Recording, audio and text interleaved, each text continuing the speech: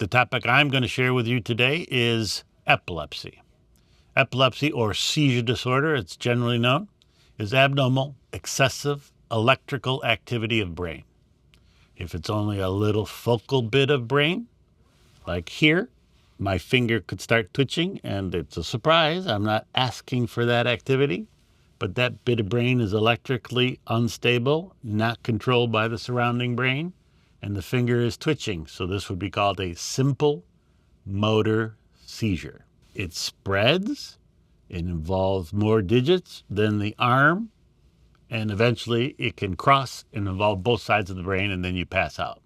And that's when most people have what's called a convulsion, a tonic-clonic convulsion, where the limbs flex and extend, and the patient loses consciousness. And it's the spread of the electrical discharge. So you can have simple motor, where it's moving, simple sensory, where I had a patient who said, my spells always start with a bug biting my finger.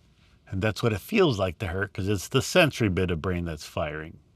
And then it would spread and she'd pass out. So any time you have a focal seizure, it starts in one bit of the brain. It's important to figure out what's wrong with that component of the brain that controls that body part or that limb or that side. So that means there's something structurally wrong with the brain.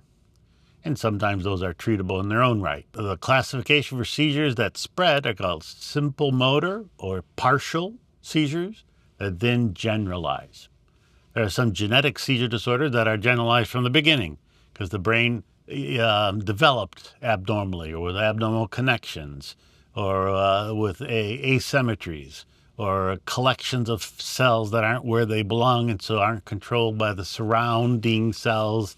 They're usually temporize the brain's electrical discharge or instability because generally most seizures stop.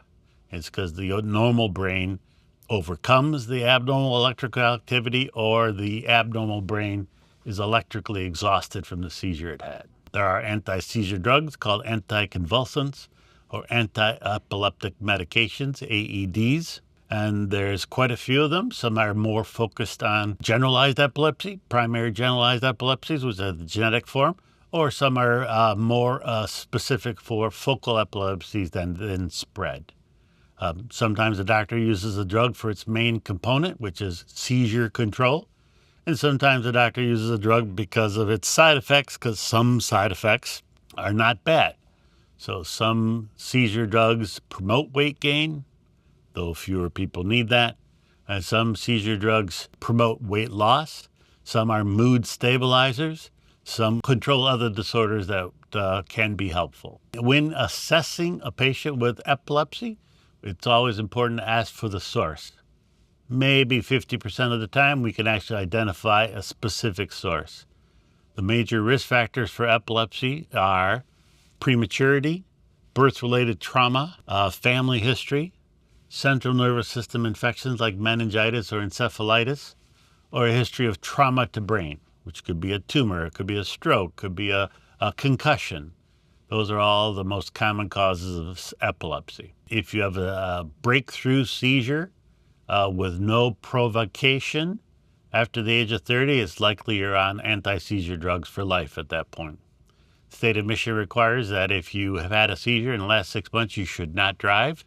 It's a precautionary thing. It's different in other states, but that's our state law. In identifying an epilepsy center, it has to be a situation where the doctor is well-versed in the disease states, the causes of it, the treatment options, and has the diagnostics available to get you through this situation, which involves imaging and then electrical monitoring, and then monitoring of your medications and looking for how to help you with the comorbidities, because anxiety and depression and obesity are common in seizure disorders as well. Thank you, and I hope you find a clinician that can focus on your particular disease state at Michigan Neurology, and we can improve your quality of life.